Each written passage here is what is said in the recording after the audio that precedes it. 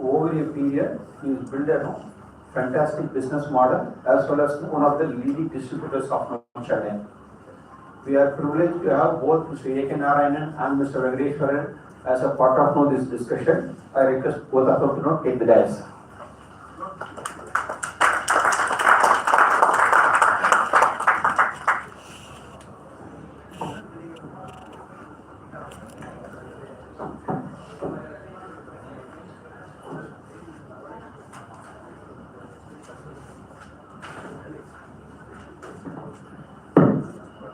Good morning, friends. Good morning. Thank you, IFA Galaxy, for inviting us to be here this morning to talk to us on the union budget.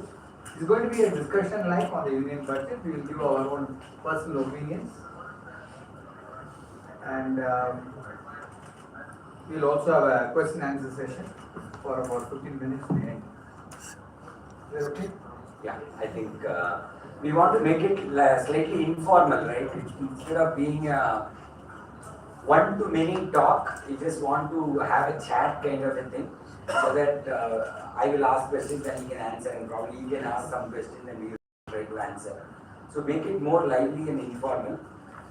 We will definitely try to answer if you have any questions, but I'm telling you upfront, we are no experts in any of these things, right? Let's accept that fact initially itself. Don't expect any concrete answers or sectoral views based on this. You will be constrained to provide anything of that sort. Okay, so can we get started? Yes, of course. Okay, so since we have this union budget presented in the last couple of weeks, or maybe 3 weeks now, I thought, okay, before we talk about this year's budget, I wanted to ask Mr. Narayanan, what is the history of Indian budgets? Right? There is a very, very interesting history about budget making exercise. So I thought probably I will request you to give us some insights about how the budget history started, where we started from, and where are we today. Yeah, sure. Thank you, Venkata. I think when we started the budget in the year 1948-49 after the independence, the budgeting exercise was made with very, very small amounts. It was not running with big amounts. I do not know if you remember the first finance minister after the budget also was in 1948-49. Who was the finance minister? Any idea? Yeah. After that, the first person the first full budget was presented by Shanmugam Chetty. He was the first finance minister who presented a budget. At that time, his revenue was 256.28 crores and his expenditure was 257 crores and deficit was 1 crore. Today, individuals have got more than that revenue. So the union government had only 257 crore as expenditure.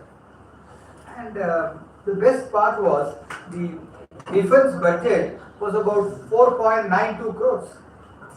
And today, what is the budget of defense? And we are saying budget is very less allocated for defense today. What is the budget today of defense? 18%. Percentage is okay. In terms of amount, it is 4,92,000 crores. From 4.92 crores, today we are spending 4,92,000 crores on defense. I don't know how many X it has grown in 70 years, but that is the kind of growth what we have seen there. And history of budget, when you're talking about India, you know, this income tax itself was not there in many countries. If you look back 800 years or 900 years, so the Chinese emperor was there. He said, when the war is there, we must collect some tax. That's how the whole income tax act itself started coming in many parts of the world. So he says, to meet the expenses of the war, let us collect some tax from the income of the people. That's how it came. Then, seeing this Chinese fellow, many others also started seeing for famine or flood and other things. They started collecting money in like your taxes. Then the 19th century British government started this imposing something on the France. That's how the British fellows started the whole thing. They wanted to fight against the France, and then they did it, and Napoleon of course was defeated in 1815, and the tax was abolished immediately. But then, when British people came to India, they said we have to collect taxes again. So they imposed the tax, and maybe after 30-40 years, I will not be surprised if the income tax is abolished also. Because its possibilities are very, very high. Because history says that there is a possibility, but things are there, but people have, Queen Victoria brought it back, and she said we have to tax the rich. That's how the whole thing is all about. And basically you must remember it is meant for collection for war, famine, and of course now the COVID came in between. All these things have happened. But one important point what I find in this finance minister's budget is she is expecting a huge collection from securities transaction tax, which was only 11,528 crores when it was, in the year 2018-19. Now the current year, 24-25, thanks to F&O and people trading and opening of new demat account and all that, it is gone to 55,000 crore the current year, and she expects 75,000 crore for 25-26. So the major collection is going to happen from securities transaction tax, because you and I are trading in the share market or dealing in equity related funds. So obviously we are going to pay the tax. The government is not bothered whether we make profit or loss, but the transaction, whenever it happens, we are going to incur the taxation. That's how they are building the tax. So you must also understand, government is only going behind people who are capable of paying and which sector they can attack. So like you are watching something, they are also watching something. I think this is an interesting tidbit about budget. Going back all the way to the first budget of 1949, the full budget. I think this is a good start, I would say.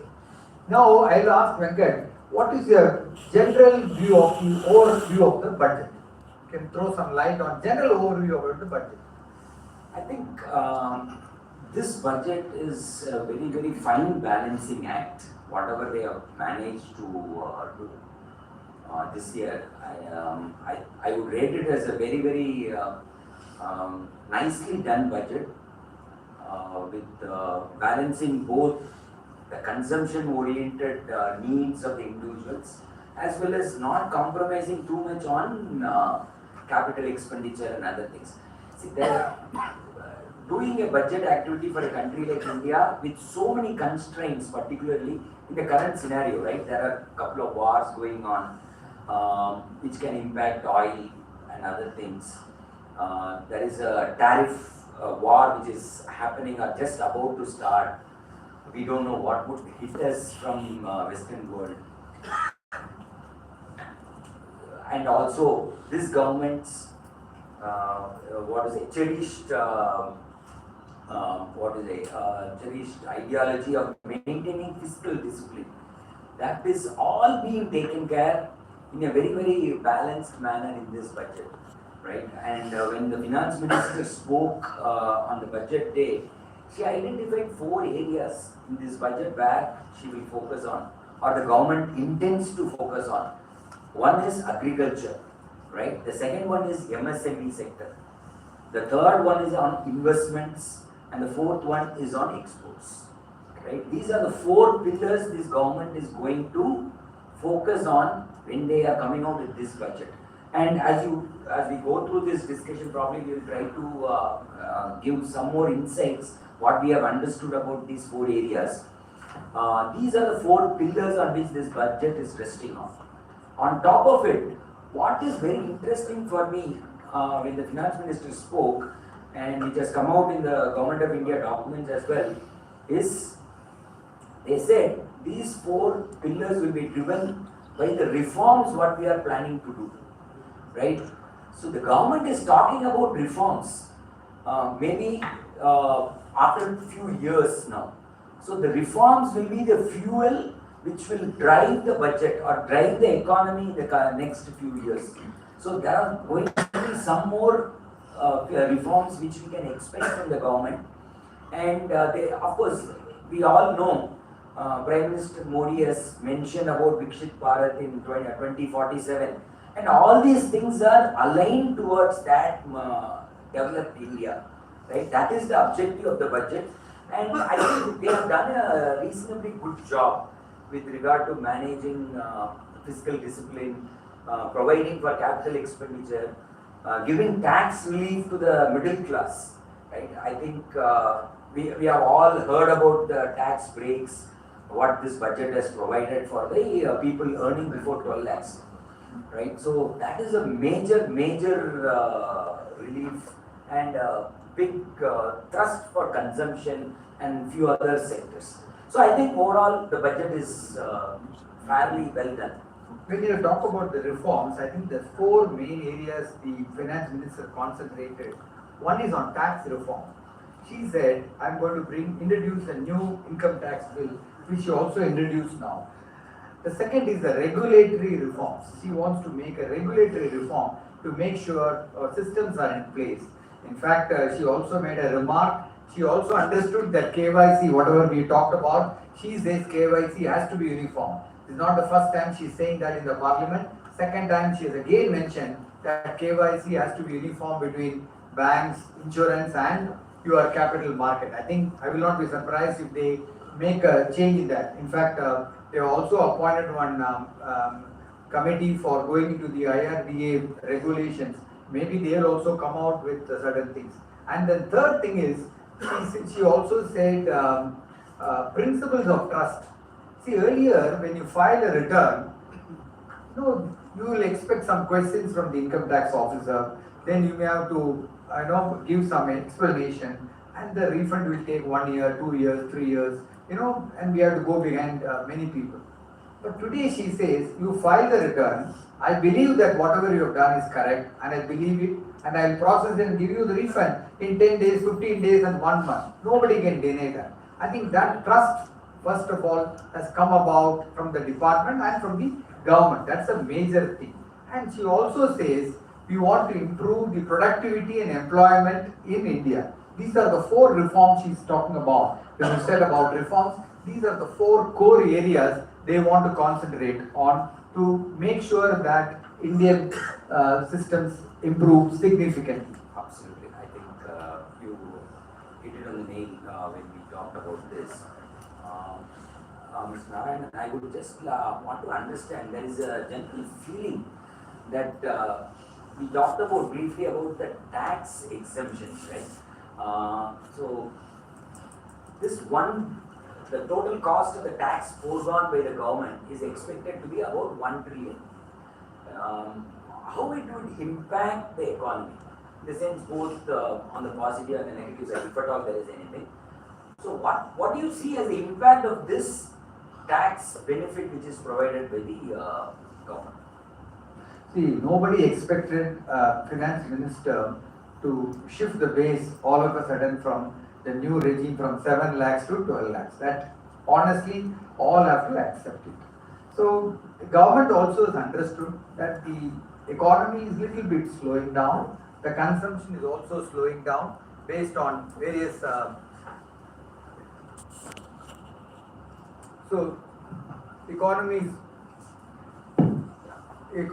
is slowing down and consumption is slowing down. The government has recognized that. So they felt that something has to be done for the middle class or upper middle class or whoever they felt. And each and every person gets some benefit now. Nobody can say we are not getting any benefit. It's a matter of time that people shift from old regime to new regime, because she gave a statistics of 76% of the people have already shifted to new regime. And it's only a matter of time. Now another next year she will say in the parliament that 93% have shifted. Then they will give a year's time for others and probably they will get away with that old regime. This is what may happen or may not happen. But I think people have sensed that there is a shift happening and they are having some kind of a benefit. Now to answer your question, whether the 1 trillion will enter the Indian consumption market, whether that is going to upgrade the people's consumption activity, that is the $1,000,000 question. In my own personal opinion, if I look at it, everybody has got some debt.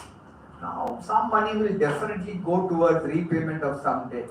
We take it as 25% or 30%. I don't think people will just like that go and spend money or splash money and buy things.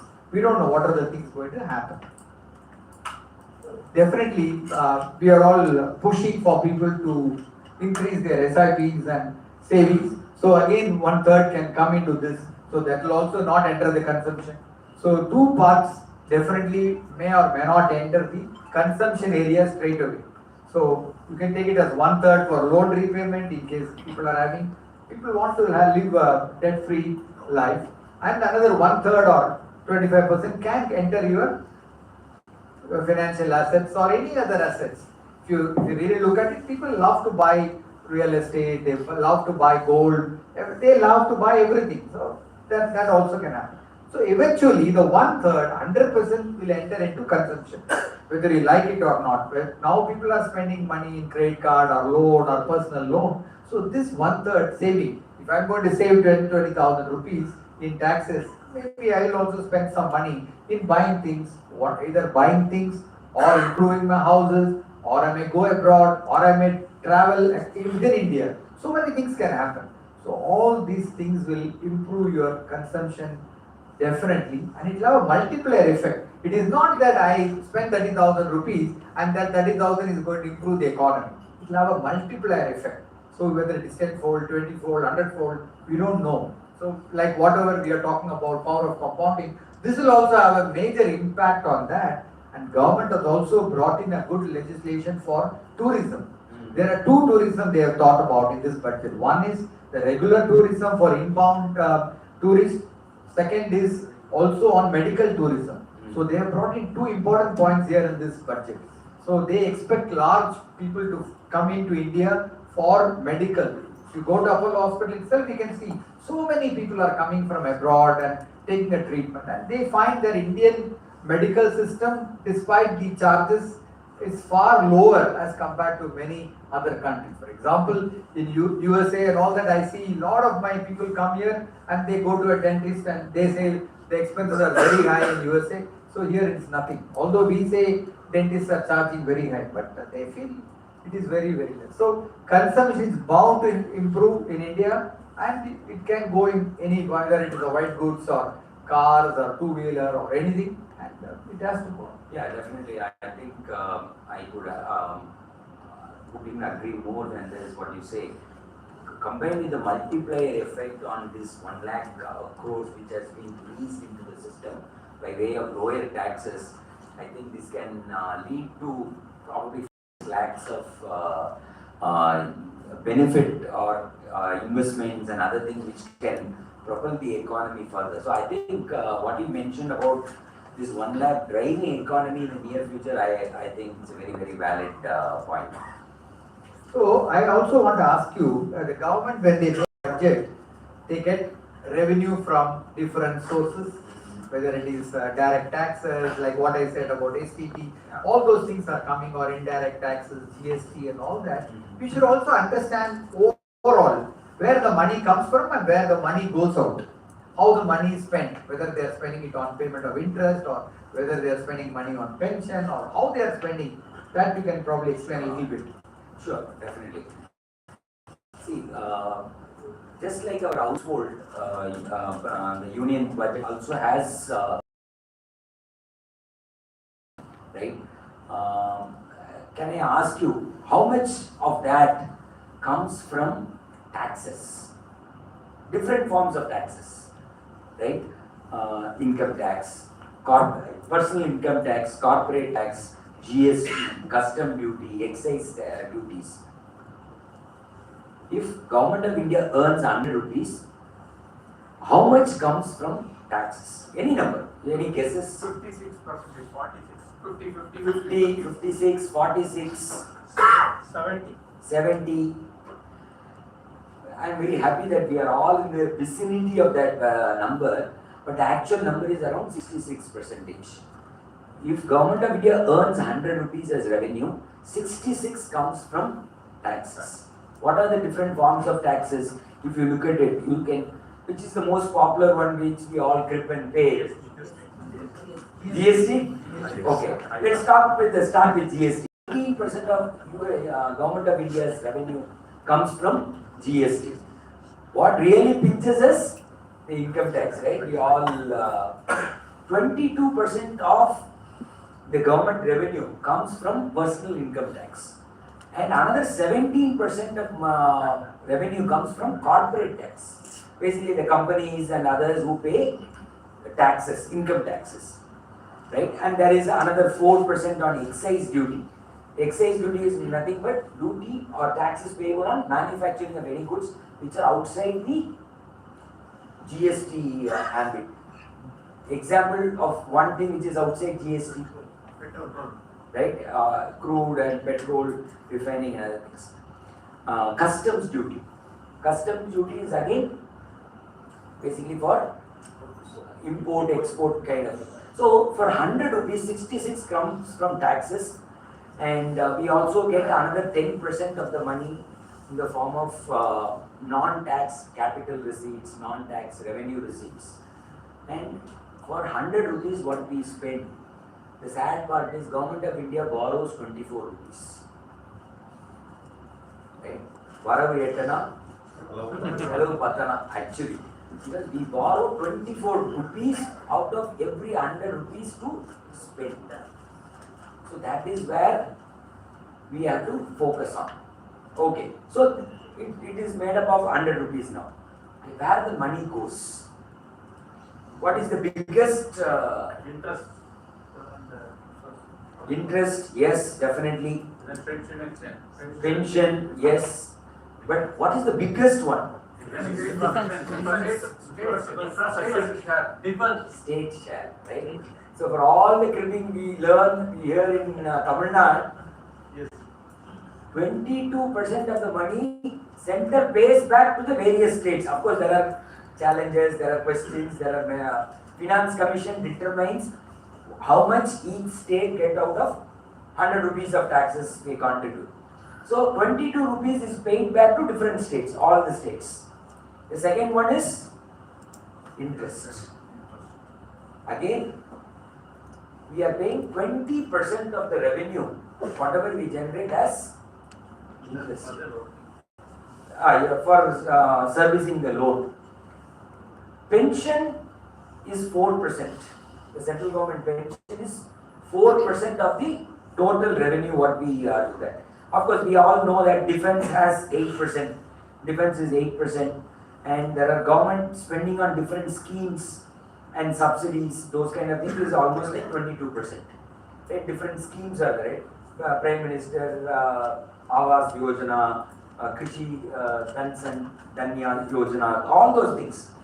So, this government, why we are talking about this is, this government is trying to reduce the fiscal deficit. If the fiscal deficit keeps increasing, your interest payment keeps going up.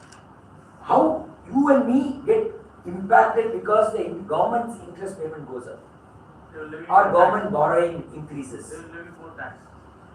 One, they will levy more taxes. Second, Country's rating will come down. definitely, yes, very good. Any other thing? Loan interest rate will also. Exactly, right? When the available resources are taken by government, which is the sovereign authority, how you and me will get money for our business or development needs?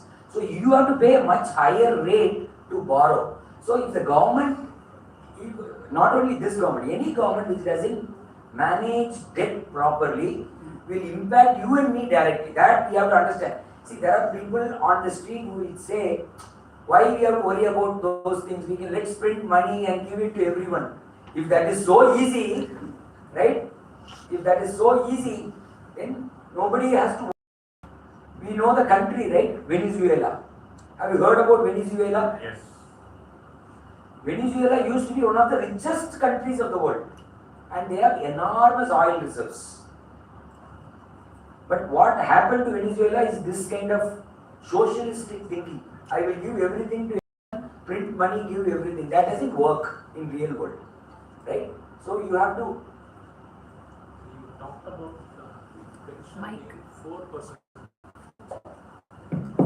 Everyone can. 4% is what the government spends on It's not working. Kidding. It's not working. Okay, you tell me. Yeah, 4%. Is there any data that you have comparing to other countries where they have social security measures? Are we too low or how does it look? I think it is not very excessive. I don't have the numbers in front of me to tell you the exact numbers, but definitely there are countries which has much higher pension payment obligations and social security obligations. We are not that bad, honestly. But the reason, you know the reason probably, right? The reason is demography. Today, there are more people who are working and contributing, right? In a European country, more drawing from the system. So naturally it is higher. So we will also come to that stage in 30 years time. But till then we are reasonably okay. That's what I understand. The tax rate is more, naturally the social security also. Yeah, well, tax rate will be more, yeah, the Western Europe follows a cradle to grave system, right? You pay 40-50% tax, I will take care of everything for you from your birth to death. But they are also running into problems, right? We will soon see problems in Europe. We will soon see problems in Europe. Soon in the sense, I mean 10-15 years kind of thing, right? See, another thing you must understand, Ganesh, here, this partition between UK and Europe happened because the UK youngsters don't want to pay pension for others and they don't want to contribute more. That is why the whole thing was set apart from UK to other European countries. Europe also, so many countries are there, small countries. Our Uttar Pradesh and Bihar are much bigger than your Germany or France or anything. Our Uttar Pradesh, if they start functioning now, Yogi says our revenue is about 3 lakh crore or something. Now, if he is going to perform in the same way for the next 2-3 years, his economy will be far higher than many other things. Now, each state is fighting against each other today. This was never the case 10 years ago or 15 years ago.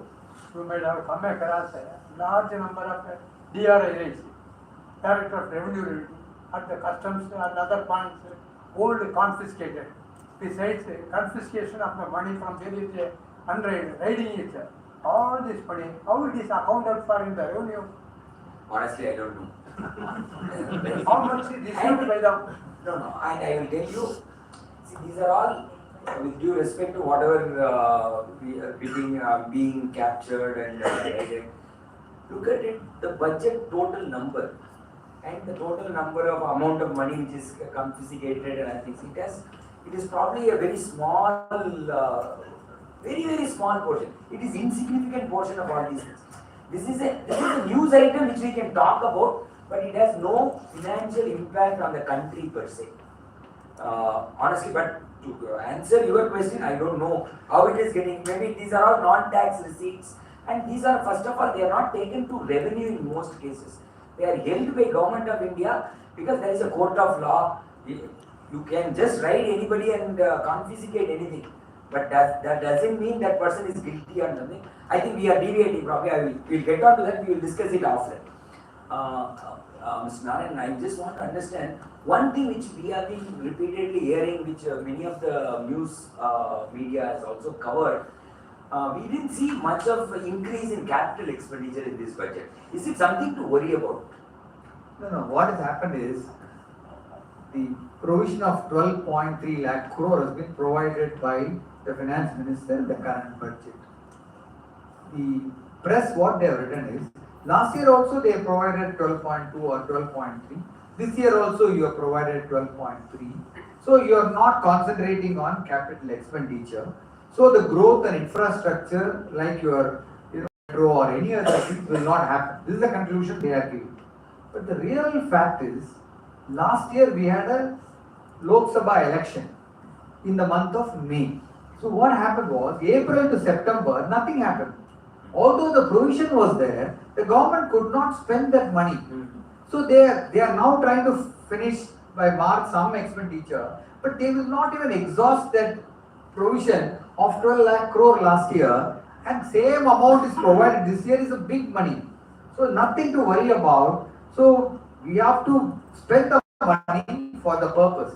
See, whether you're talking about roads or railways or airport construction, port, flyovers, metro, so many things are happening. You go to any place in India today, so many things are happening. In a place like Uttar Pradesh, there are 4 places you are having metro construction. In Tamil Nadu, we talk about only in Chennai and we are saying it's all affecting us, travel and all that. Other than Chennai, you cannot say metro is even started. It is in the planning stage only. Whereas in UP, 4 places they have already started the construction. And every state, if you go to Maharashtra, 3 are there. So every state is fighting against each other and trying to spend. So they are also contributing money. Central government is also contributing money. And I am sure if the project is completed on time, this 12.3 will have a significant amount in that. I don't think what we are Nothing to worry on that nothing to worry front. about, nothing to worry about. I also read as part of this preparation, every year in the union budget, they also file a revised estimates of what they have spent at the time of filing the budget, up to the time of filing the budget. So for 24-25, they have spent only 50% of the money allocated toward capital expenditure. This is on 1st February. So between February and March, as the financial year ends, they have another 50% to spend, which is impossible, right? You cannot spend 50% of the last year's allocation. And as Mr. says, there is another fresh allocation of 11.3 lakh crores towards 12.3 lakh crores towards capital expenditure. So I think there is definitely big momentum will push now from April onwards, unlike last year where the election came in between, and luckily not many states are undergoing election this year. So I think you will have a major push in the current year on this. I don't think one should really worry about it. We are only trying to find out what is there in there, like what this person was there. I just like this, I was sitting there with 14-15 members. So everybody was wanting to know what is the corpus, like what he asked you. What is the corpus?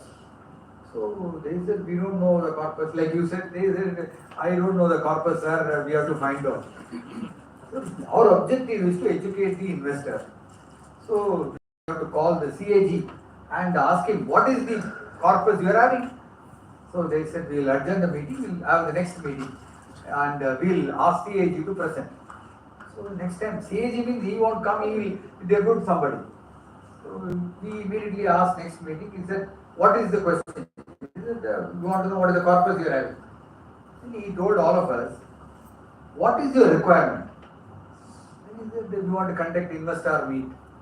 How many meetings you will conduct? He said, you put it in writing. And he said, half a day, full day, what is the expenditure across India? 16 of you now spend 1 hour and give me the report. Everybody put some figure, 10,000, 50,000, 40,000. It was not going beyond 5 crores or 6 crores. He's saying it's all sanctioned. Go ahead with the meeting. Why are you worried what I am having? What is your requirement, you tell me, is that CAG. This is how operate. We are thinking government operates in a different way. They know exactly how to answer our questions. So the CAG, next time, the third meeting, he said, please let me know, every meeting you must give me a utility statement. That means how much is sanctioned, how much you have spent, certified by an auditor, and give me. And I want to know that 6 crore is spent before March, like what you said. No, sir, there is not possible because 3 months. You wanted to know that, So these government are really good. They know where to attack you. So we can't go into all this. Understood. This capital expenditure is one thing which has been doing rounds, and probably some of you will have questions around that, because it also has some linkages to these MSME and other things. So what I am asking you is now next is we have to concentrate. She said we are going to concentrate on agriculture and MSME this time. So she also knows that some are ailing, some are not coming up to the expectation. banking problem, this problem. So can you throw some light on what exactly she means by MSME concentration and forming? Understood. See, from a government perspective, MSME has been recognized as one of the most important spoke in the wheel of economy, right? I think there are more than 5 crore MSMEs which have been registered in the Udayam portal. So, and you can imagine all these 5 crores, maybe some of them may be entrepreneurs, self-employed entrepreneurs, or some small, medium. There are different types of MSMEs, right? Micro, small, medium enterprises. So this government is trying to provide them with some of the credit guarantee schemes, those kind of things. Just for your information, what they have done with regard to MSME this year, 2-3 things which they have done which merits attention. They are going to launch customized credit cards for MSMEs which are registered under the Udayam portal, and where they are going to give up to 5 lakh limits. See, don't look at it as a mutual fund business, right? Mutual fund business is a no capital business, right? We don't need any capital. But imagine there is an MSME doing a small lathe work, or some MSME doing some grill work, those kind of things. They have to supply and they have to wait for 45 days, 60 days to get the money. So they need capital, and that is what the government feels that they have to support that kind of MSMEs. They are going to release, or they are going to issue 10 lakh credit cards with a limit of 5 lakh rupees for them. So that can be used for business expenditure. That is one important thing. And second thing, they are going to give term loans for MSMEs. Term loans are basically long gestation loans. See, credit card is a short duration loan. Nobody will give credit card loan for 20 years or those kind of things. But term loans can be given for 5 years, 10 years, depending on the project and other things. So they are going to give up to 2 crores for MSMEs. So that is also going to help the MSMEs. The second element which they are going to look at is credit guarantee covers. Government guarantees some of the MSME loans. So for that, they have revised the limits for MSMEs from 5 crores to 10 crores. The credit guarantee for the eligible MSMEs. So that is also being given. The second thing is startups. Startups also come under, some of the startups also come under MSMEs. And for startups, this limit has been enhanced to 20 crores. The credit guarantee given by Government of India on behalf of these MSMEs. So all these things, look at it from a broader point of view. Looking at it from a broader point of view will help the growth of these MSMEs in these trying times. See, also link it to the Atmanirbhar concept of Government of India. What is Government of India trying to do? Self-reliance in many aspects. See, in a tariff regime, you will feel the importance of self-reliance. When you import or when you export, you will feel more and more pressure on your margins and other things. So, Atmanirbhar is something which is ingrained in the MSME thing. Without MSMEs, we will not be able to achieve Atmanirbhar. 2 other schemes which is very, very important from a job generation point of view, particularly in the MSME sector, is footwear manufacturing. They are going to promote footwear manufacturing in a big way, and the expected job creation is 22 lakh jobs. See, all these numbers are fancy numbers, right? So you have to discount to some extent. But even if 25 to 50% of it works out, it will be a major job creation opportunity for the sector. The second thing is toys. It will be very interesting to know. India imports toys, right? We all know that manufacturing toys is not a very high skilled or a high Venkat, I want to tell you one thing on the toys. I am not surprised by import of toys by India. Overall world consumption of toys, do you know 95% is produced in China? Forget our importing. Anybody wants to buy a toy, they have to buy only Chinese. Then where is the question of our importing toys? No, But you can never compete. We can never compete. you cannot imagine how they are manufacturing not only toys, even your Atmanirbhar, whatever you are saying about pharma companies. Mass production. It's a huge production. You know, when I talk to some people in the pharma API drugs, the intermediaries, what they are supplying, they are saying we are 15 years behind China. We are 15 years behind China. We may not like them, but we are importing material. Your Arvindo or Sun Pharma or your Biocon, any companies, any manufacturing company today imports raw material only from China. True. So there is no question of this toy and all that. All the things. That is why they are concentrating on manufacture of all these things in India, which we missed out in the last 20 years. Our concentration after this 91, 95 was on service oriented, and we missed out because we thought software export is the major thing. What is our export? Total export is only 14% or 15%. We are not an export country at all.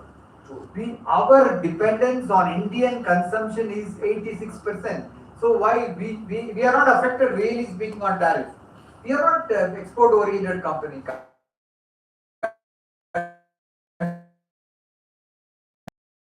Worry too much about this, but Yeah, on the agriculture, two things I want to mention. One is there is again Atmanirbhar orienting. Can you guess how much pulses we imported in the last year? We know India has a large land mass and pulses are used across India, right? Every region uses pulses. So one more clarification. Old regime, new regime. We will come to the taxation part Let's later. not Later, talk sir. about it. No, we will come to taxation later. But can you imagine how much pulses and dal we imported? Huge import.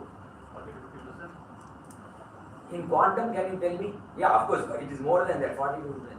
Our Indian demand, we imported more than 50,000 crores of urad dal, tur dal and masoor dal, which we can manufacture, which we can produce in India in a very, because we have a large land mass with good water resource and other things. So government is focusing on that. Actually, that is why they are saying productivity and employment. Yes. They know that productivity is very poor in India. Coming to that, from an agricultural point of view, they have launched in this budget, they have launched a national mission on high-yielding seeds. So seeds are very important for agriculture. So there is a national mission, like a national mission on polio.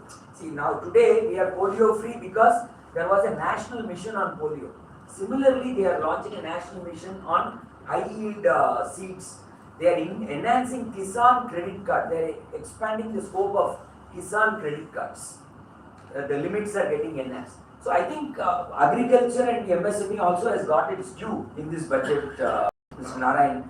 Now on popular demand, I will come to tax proposals, right? Yes. So you can tell us about the new tax bill, new IT bill which has come in, and probably I will also try to cover some of the key tax elements. See, the Income Tax Act of 1961, they want to do something to make sure that the act itself becomes simpler, understandable, so that we need not go to many forums to understand. But that easily you cannot make it work. And later when I must say, the budget nowhere other than India is discussed like this. Only India budget is discussed like this in CNBC, ET Now, and across all associations and everywhere. And people are ready to listen to it because we are eager to know how it affects us. That is why people are interested. But if you go to UK budget and USA, they don't even care about it. Nobody spends 1 minute on this budget. So we are, the CNBC says 1 million viewers on budget day, or somebody says, 50,000 people have seen. So earlier Palkiwala used to come and give a speech here. Yes. So that is continuing even today. The tradition of that is very good to know, and we are spreading good messages and imparting knowledge to things. And I think this part has done a tremendous job, I must say, in imparting knowledge to people other than mutual fund industry on this income tax also. It's very good. So she said, I'm going to bring down the act in a significant way. Of course, the old act had 820 pages. Now she says 622 pages. So I don't know, deleted. We have to compare and see what has come and what has gone and all that, and what she has done. So the best thing is what she has done is, nobody understands. The layman doesn't understand what is assessment year, previous year, and all that. Lot of confusion when you filing return. They think you are filing return for current year, no, the previous year, assessment year. Now she has abolished that, and she says it will be called as tax year. So it will be only tax year hereafter. That means 25, 26 tax year. It will be a financial year only, April to March. She didn't change, luckily, and she says it will be a tax year. So that is the first thing she has brought about, and it will align with the financial year also. And sections, of course, she has made here and there some changes, ITR filing and all that, and all these things she has made. And she says it will be simplified one. She has just placed the bill in the Lok Sabha. Basically, she says 6 decades bill is replaced with the simplicity, clarity, and it is a giant step in the right direction, in my opinion, because everybody wants to know what are the things. See, you must understand the taxes are charged only in 5 ways. You are all aware of it. If you are a salaried income person, you have a salaried income. If you are having a housing income, you have a rental income or whatever, income from house property. Third one, we are all doing business or mutual fund. The money is assessed as income from business or profession. And then the fourth one, we buy and sell shares, we redeem and do whatever we want in mutual fund. So it goes under the category of capital gain. And then we also get interest, we also get some money here and there for the job we are doing. So what it is called? Income from other sources. So you can do whatever you want. You must know these 5 things very well. So if you know these 5 things, you are a master of that. So once you know these 5 chapters very well, you have to fit your income with one of these 5. You can't have, you may have all the 5 also. We don't.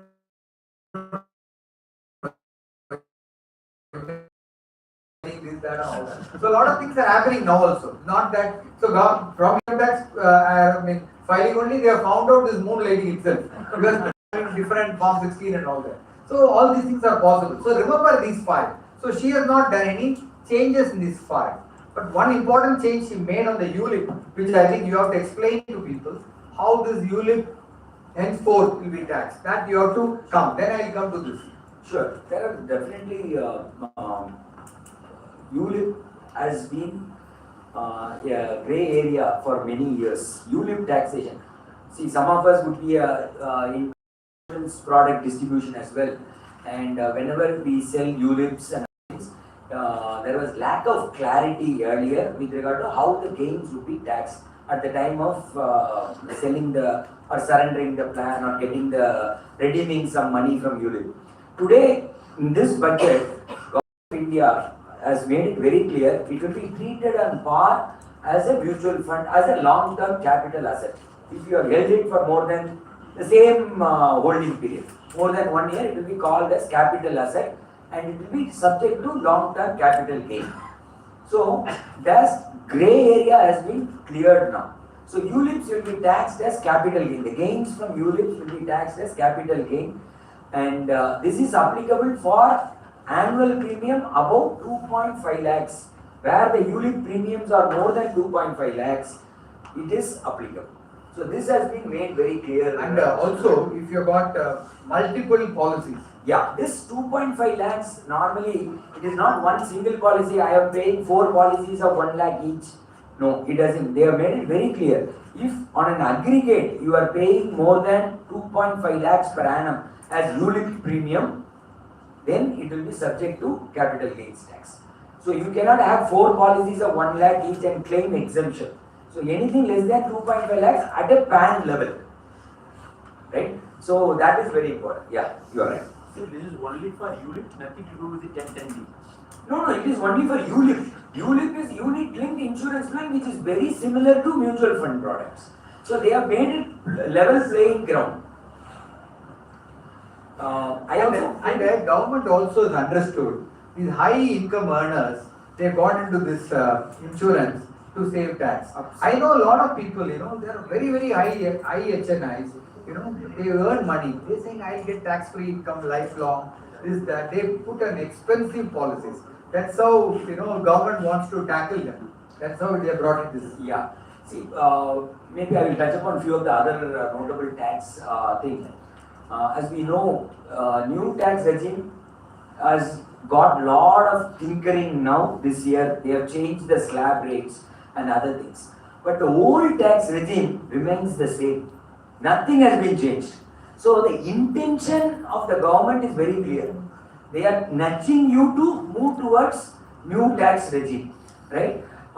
New tax regime also has really, I think this is one of the, maybe after 5 years, if you sit back and look at it, we will see this will be a defining moment in the history of Indian taxation. Making 12 lakhs as tax-free income or 12.75 lakhs if you are a salaried employee is really a path-breaking thing. It will lead to lot of, Narayanan said in the early part of the conversation, lot of spending. People are going to spend like crazy, and lot of things are going to come into the system. That is another thing which I expect. See, today we may not openly talk about it, but there is a big unaccounted economy in the country, right? People don't offer that income for taxes and other things.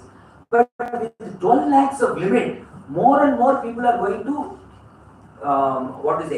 they are going to offer 12 lakhs as income, because anyway it is not tax free for them. So more and more money is going to come into the system. So that is a very positive thing for the economy. It is like your demonetization period. It is a, Demonetization period when Absolutely.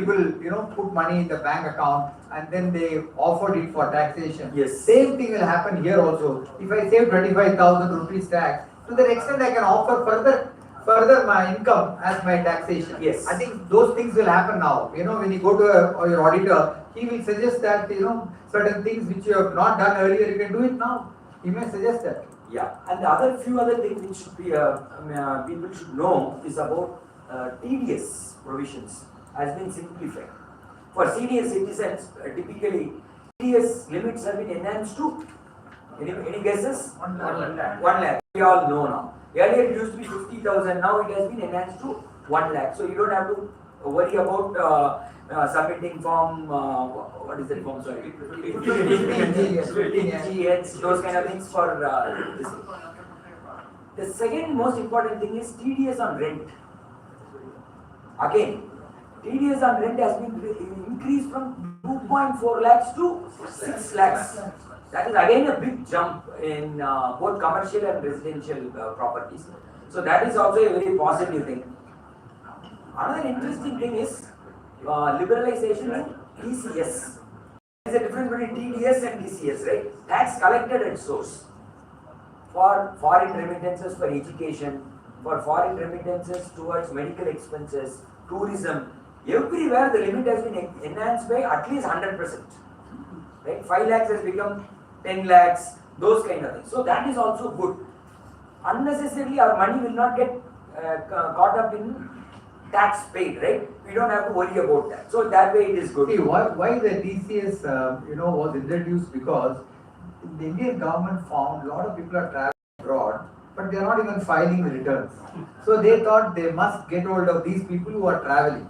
So they told the travel agents, you deduct 5% or 6% and keep it with you and remit it to the department, so that let them come and make a claim. At that time I'll know whether he had income or not. So maybe more and more people are now complying with the tax laws. So they are also liberalizing. I think up to 10 lakhs of rupees. Now TCS also is not going to be charged. Yes. One other interesting thing which is very relevant for us, to some of us at least, is category 1 and category 2 AIF, alternate investment funds. Earlier, if you are investing in CAT 1 and CAT 2 alternate investment funds, those assets, when they sell or exit the fund at a fund level, they will be taxed as business income, which means you have to pay 30% tax. Basically, people who invest in AIF are always on the higher end of the tax bracket. Today it has been clarified as a capital asset, and any unlisted securities which are being sold by the AAFs will attract 12.5%. So it will bring down indirectly the tax incidence for many of the investors of us. Unfortunately, cryptos are looked down upon in India. Cryptos are being taxed at 30%. full rate. Right? There is not even slab rate, full rate of 30%.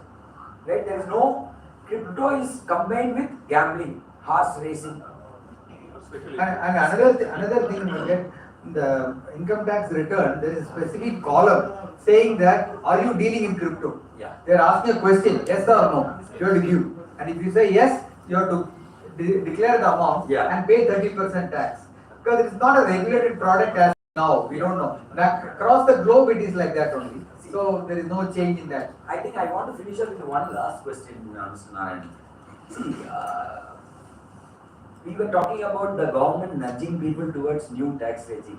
Where in new tax regime there is no exemptions for saving. Right? People are not encouraged to save. Do you see that as a problem area? See, saving is an habit in my opinion. It has to start at home. And when you are an youngster, you have to start your saving. If the saving cannot happen because government is giving you some incentive, but by and large people are incentivized to save in ATC and 1.5 lakhs and 1 lakh. That is one method. But now the country is coming under developing nation, developed nation in few years time from now. If you want to compete as a top country, people have to also emulate in the same way. So maybe government says why I should compel you to save money here or there. So you also cultivate your good habits instead of spending all the money. You put some money savings. So I think it is our responsibility to educate the youngsters at home and make sure that saving is coming as a financial habit rather than saying government will thrust on you and give you some incentive. That is exactly why we are here in this business. Correct. Yeah. Our role has become much higher today. MFD's thing is not only to talk to the father and mother in the house, but also invite the children there and push them there hard to make them understand. They may not agree to you the first meeting, second meeting, third meeting. In many of my cases, I have seen my nephews and they don't like at all when I call them for discussion. But then somehow or other, because I am saying, they said, okay, we'll put 10,000 or 20,000. They'll get away. But they are very happy today. If they look back, the amount they collected, they are very happy and thankful. But the starting is an issue. I think like a healthy habit, what doctor is saying, go for walking, yoga, we don't like it. So people love to sleep more and eat more. They say all this. So healthy habit, financial habit. So this has to be cultivated and we need to pay a lot of attention and our role is very important in that. I think with that we will end this discussion conversation. If there are any questions, we will try to answer. We can take a few questions. Anything specific to know income tax and budget. So with reference to KYC, what is that they want to tell us? Sir, KYC today you are having one for insurance, one for bank, one for capital market. 3 different regulators are there. RBI, IRDA and SEBI and PFRDA for pension. Now what the government wants to do is have a single KYC. Anyway the money is coming through bank only. So if RBI can strengthen the system of KYC, the same KYC can be used for other regulators. This is what they are attempting. But I don't know what is their issue, but at some day or other this will happen. You will need not have many KYCs. Yeah, probably, hopefully this time we nail it properly so that the KYC doesn't come back to haunt us after a few years. But honestly, no details have been given in the budget proposals. They are only mentioned as part of the financial sector reforms that we will establish and implement a new centralized KYC. Hopefully things should get settled down. If the government wants, they can do it. It's not a rocket science business. So, question from my side. Yeah. This is a show. Though there is, we are talking about 12 lakhs up to 12 lakhs, there is no income tax, but there is a slab which is in place, and I think tax rebate is what is there for 12 lakhs. So now, which means the finance minister is not made in such a way that there is not going to be tax up to 12 lakhs, is that right? No, you are right. There is no tax. How it happens is because there is a specific 87A rebate, which is part of the act, which says the rebate covers the taxes, total taxes due up to 12 lakh rupees. So that provision is still there. But imagine somebody who is earning 25 lakhs. He will pay taxes from 4 lakhs itself. He will not get tax exemption for 12 lakhs and pay only for the balance. This is specifically applicable for people earning up to 12 lakhs, which is given as form of an income tax provision called 87A. So that is clear. And in fact, she says standard deduction, if you accept, you take it, it becomes 12 lakh 75,000 also. Up to 12 lakh 75,000, you don't have to pay tax. Like what he says, if people are earning more, then they will fall under the system of that 5%, starting with 5%. Yeah, from 4 lakhs itself it gets taxed. So one more question. Section 87A, that is applicable for old regime. Old regimes is having large number of exemptions. Under 87A, only standard deduction is only coming. Is there any other? 87A is not standard deduction. 87A is the rebate for Tax rebate. tax up to what amount the government is willing to forego the tax. It only talks about that. Standard deduction If I is get an exemption up to 7.7 lakhs rupees, I can opt for this old regime. If it is less than that, I have to go necessarily sir, to old new regime. You are confusing between 2024-25 proposal and 25-26 proposal. That is different. That is all new tax regime only. This is applicable. Old tax regime has a very different tax slabs and other things. Tax starts from 2.5 lakhs. Right? So what you are talking is 7 lakhs is the last year new tax regime basic exemption limit. This I am year not talking basic. There or are tax exemptions free available. limit. Tax Various sections under section 80C and various sections are available. Even contributions to 80G, various items. That items if I avail. No, you cannot avail. Government is very clear, sir. Old regimes, I am talking of old regimes. Sir, old regime, there is a calculation. Old regime is beneficial if you have more than, say, for somebody who is earning, say, for example, for somebody who is earning 7 lakhs, right? If he has a total exemption of more than 1,50,000 rupees, then he can avail old tax regime. It still be beneficial for him, right? But imagine somebody who is earning 1.7 lakhs, will he be able to save 1.5 lakhs? That is the question what you have to ask. Standard 80C 1 lakh. But what is your question, sir? 1,50,000. No, you are making statements. Ask the question.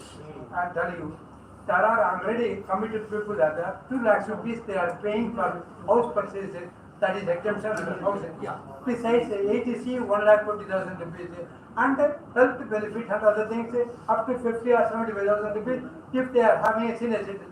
All put together under old regime, new regime, how it is applicable? That's all. So there are different, maybe I don't have See the numbers.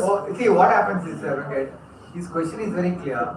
Somebody wants to avail ATC benefits and then hospitalization policy benefit, then house property. Then the income has to be higher. It cannot be 7 lakhs or 6 lakhs to save all this money.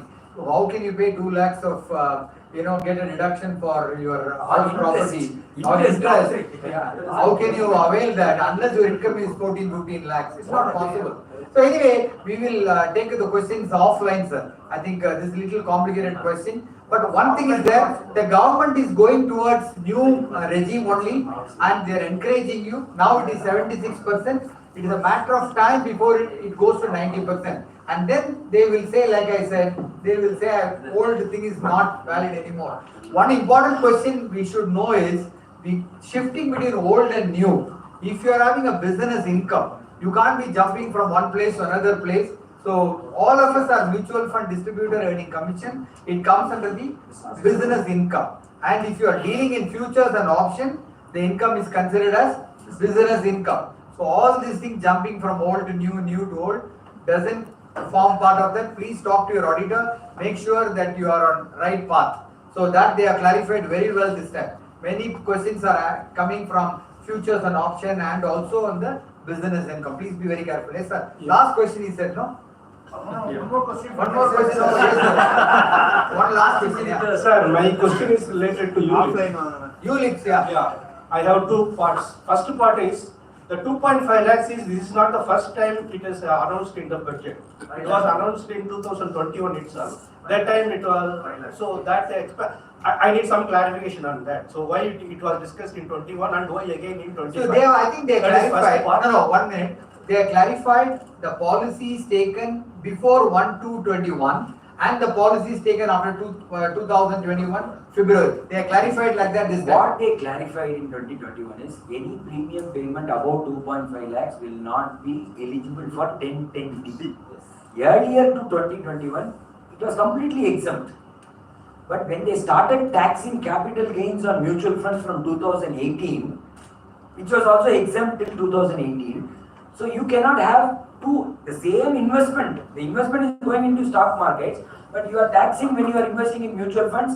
You are not taxing when it is invested in ULIP. So first they removed that 1010D in 2021. This year in 2025, what they have clarified is okay between 21 and 25, whether we should offer the difference as income from other sources or income from capital gains. People were not clear. Some were offering as income from capital gains, some were offering as income from other sources. This year government has said it should be offered under capital gains. So it will enjoy the lower tax rates. See, capital gains enjoys lower tax rates. That is what the government has clarified in this budget. Thank you. After capital gain. Yeah. That is Thank you, 1.5 sir. exception. More than that, 12.5 tax. So they are calling it as capital asset. For the first time they are saying it is called as capital asset. Any capital asset you buy or sell, capital gain will be automatically come there. Whether it is long term or short term, you have to see there. The second part of my question regarding the ULIP is, so when this taxation comes about the capital, this thing, only when the maturity comes, okay, means when the investor is receiving the money. But our condition comes like when you are paying the premium. Suppose the investor is having 4 ULIPs taken for different periods. So the money he will get it on different periods. At that time only it will be subjected to the taxation. But the condition is related to payment premium, when he is paying. So that financially will be different. So I want to know the clarity how it will be accounted. This has to come in the income tax to see every income tax. It is a BAR Act. It is called as the BAR Act, right? The BAR Act is published or what is this? I'm See, income tax words for தாக்கல் செய்யப்படும் English ல என்னது? தமிழ்ல ஒரு So when the budget is done in the parliament, we only file the BAR Act. Income tax department issues the rules. So every act has a rule. Rule only tells you how to interpret the act. So this question can be answered, may be answered in the income tax rules, right? Your point is valid. I pay premiums across different years, but I redeem it in different years. So how do you correlate this payment and that redemption? It has to come in the rules. As of today, the rules has not been issued so far. It will be issued only after it is passed by the parliament. Till the time it is passed by the parliament, it is just a proposal in the once the parliament passes the budget act, then rules will be published. It should happen any time, sir, because now the parliament session itself, they'll complete it and go to the president for approval. I don't think there will be any issues. Yeah, yes, very good. Doubt for 12 lakhs, 12 lakhs, 10 lakhs income, 2 lakhs capital gain. 10 lakhs will be exempted. For 2 lakhs, 1.25 lakhs will be exempted. 75,000 you have to pay 12.5% tax. If he is a NRI. Resident தான் சொல்றது. நான் question எல்லாமே resident. ஆனா income டாக்ஸ்ல வேற மாதிரி வருது போட்டா. கால்குலேஷன்ல போட்டா மாறி காமிக்குது. அது வேற எக்ஸெப்ஷனே அது எடுக்க மாட்டேங்குது. இல்ல மாறி That exemption for first 4 lakh only. I read அது it. அடுத்தது இன்னொன்னு basic exemption ஒண்ணே ஒண்ணு நீங்க சொல்ற point correct. See the basic exemption limit is only 4 lakhs. Okay. அந்த 4 lakhsக்கு மேல 12 lakhs வரையும் அவன் கொடுக்கிற இந்த டாக்ஸ் தான் அவன் ரிபேட் கொடுக்கறான். அது டிஸ்கவுண்ட் கவர்மெண்ட் கொடுக்கிற டிஸ்கவுண்ட் அது. You are not நாளைக்கு அந்த ரிபேட்டை வந்து you can withdraw anytime. The basic exemption limit is it's a fact, yeah. Yeah, your basic exemption limit is only 4 lakhs in the new tax regime. 12 lakhs வரை ஏன் tax கிடையாதுன்னு சொல்றாங்கன்னா இந்த ரிபேட்னால. So that is how it is taxed. இன்னொருத்தங்க சொல்றாங்க இது போல கேஸுக்கு 12 lakhs கிராஸ் ஆனதால 12 lakhs இன்ட்ரெஸ்ட் ஸ்லாப் இருக்கோ அது கட்டணும் அப்படிங்கறாங்க. இன்னும் கிளாரிட்டி இல்ல கட்டணும். இன்னொரு சொல்லுங்க சார். இப்போ 10 lakhs salary 2 lakhs capital gain அப்படினா டாக்ஸ் கேபிட்டல் கெயினுக்கு வருது. கரெக்ட்டா? இப்போ 12 lakhs கிராஸ் ஆகல இது.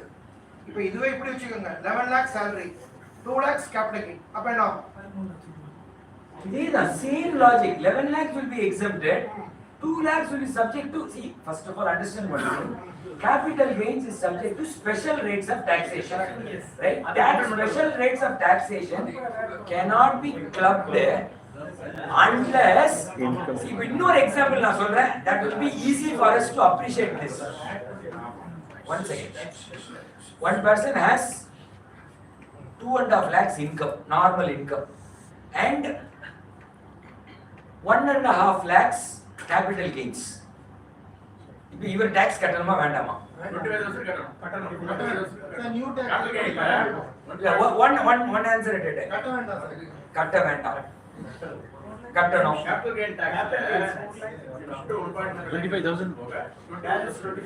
The answer is கட்ட வேண்டாம். ஏன் நான் சொல்றேன்?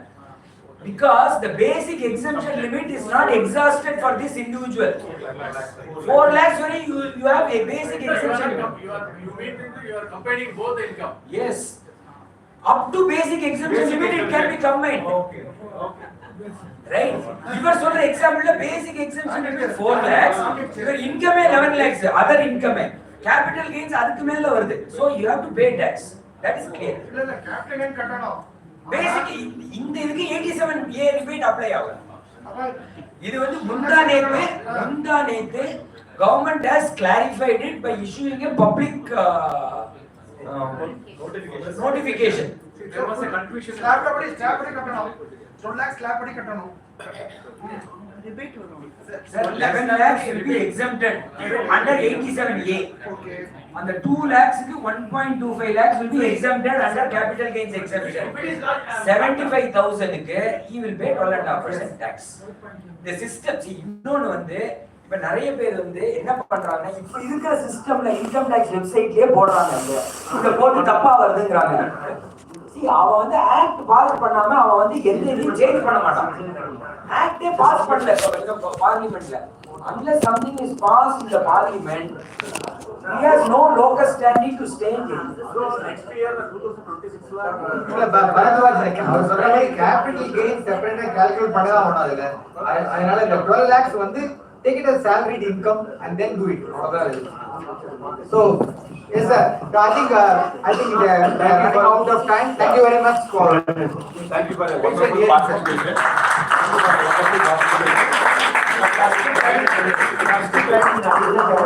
We start off having a unique session on the budget discussion and the new income tax code.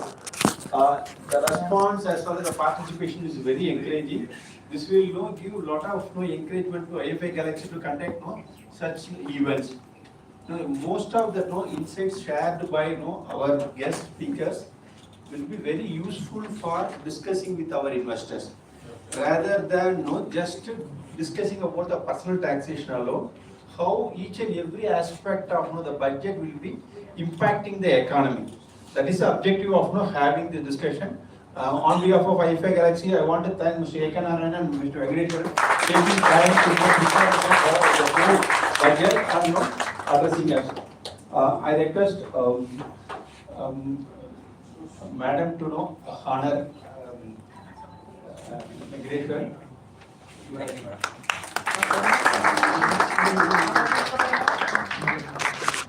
madam. know, secretary to know, Honorable Mr. A.K. Narayan.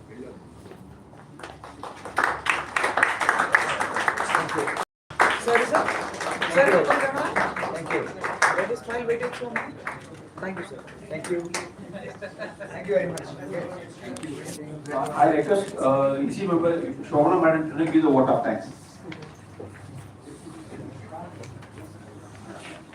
Thank you everyone for the overwhelming response here. And I thank each and everyone first for attending and making this meet and grand success. I also thank Mr. Srikanth for all of us EC members, Srikanth, myself, Mr. Yuvaraj, the secretary, Mr. Sriram, treasurer, president, Mr. Satya, all of us have taken great efforts to organize this program and put all this into this, and also thank all the speakers, the CAMS team. In a very short notice they had come and answered all our queries.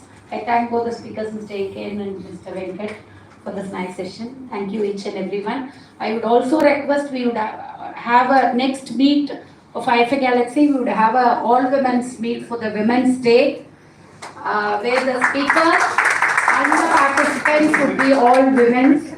It's a special meet on 8th March. 8th March, you would get the details. Please block your calendars. All the women, we would all join for the Women's Day meet. Thank you so much. We would just have a live access to know all the male participants. yes. So we'll have the national anthem and then adjourn for the lunch.